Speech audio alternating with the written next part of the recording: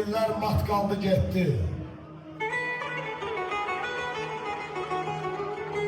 İşi məlumadı, sildi dünyanın.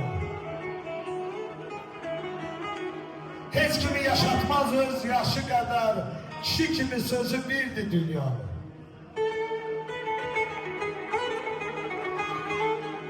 Qüdrətdən elibdi sir zərrəsina, canım qurban olsun hər zərrəsina. Qiymət qoymaq olmaz bir zərrəsina, adi qayası da dürdü dünyanın.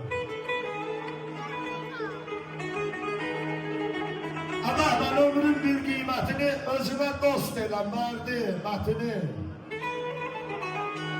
Hadi bir dəfə gəlibsən şəhləzzatını, sənə mi qalıbdı dərdi dünyanın? Açılan sabahlarımız toydu müsaadlı qalsın. Allah eşimə dərd verməsin. Belə gözəl məclislərdə, inşallah. Zakir Əliyev, bravo.